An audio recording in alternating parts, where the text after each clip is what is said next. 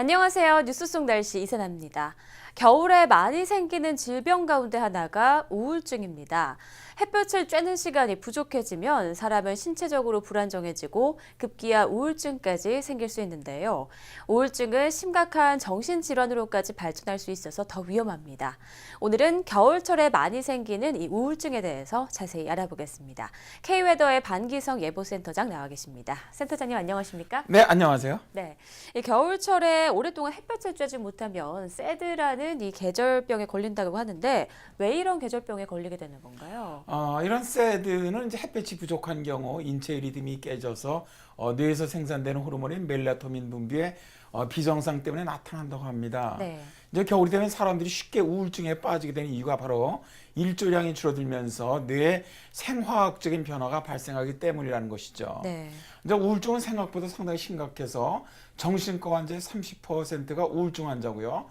국민의 20% 정도가 생애에 한 번 이상의 우울증을 겪는다래요.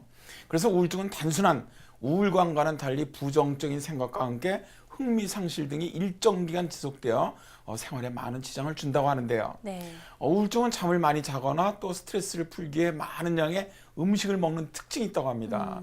그래서 증세가 심각해지면 의지가 약한 사람들은 자살을 또 시도하기도 하는데요. 조기에 적절한 치료를 받으면 70%에서 한 90%까지는 호전되는데 내과적으로는 주로 세로토닌 계열의 항우울제를 사용한다고 해요. 네. 어쨌든 새드는 여자가 남자보다 4배 이상 걸릴 확률이 높고 또 우울증을 먹는 것으로 해소하려 하기 때문에 여성 비만증 환자가 아주 급증한다고 합니다.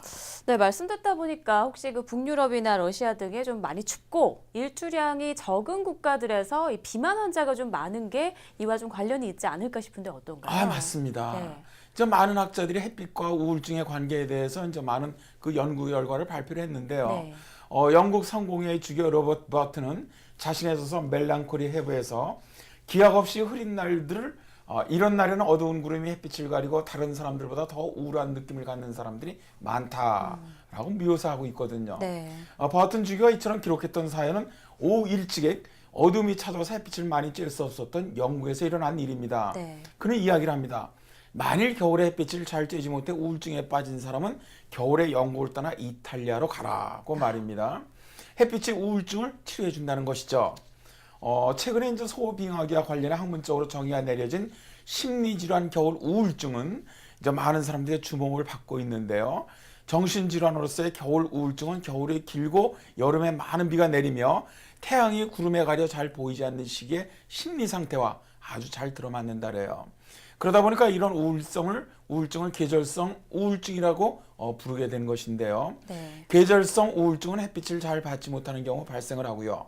또 과장된 슬픔과 강한 자살 충동을 동반한다고 합니다.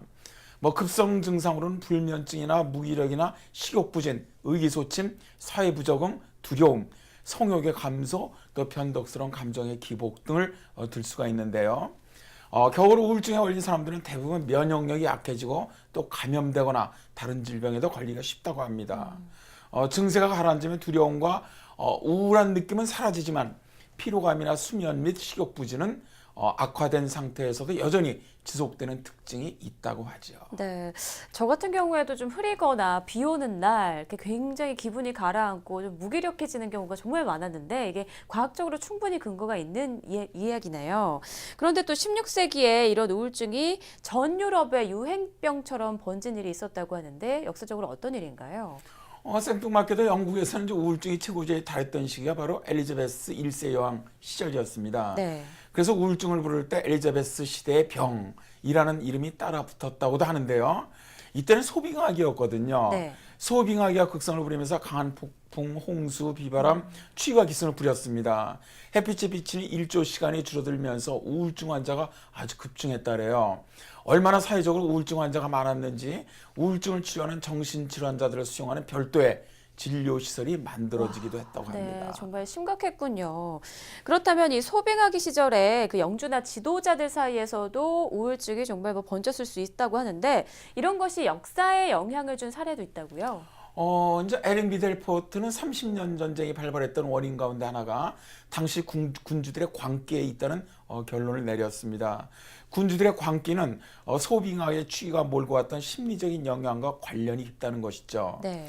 우울증은 소빙하기의 대표적인 질병으로 사람들은 우울하지 않고서는 예술과 정치 영역에서 누구도 위대한 업적을 이룰 수 없다는 아리스토텔레스의 유명한 격언으로 자기의 광기를 합리화했죠.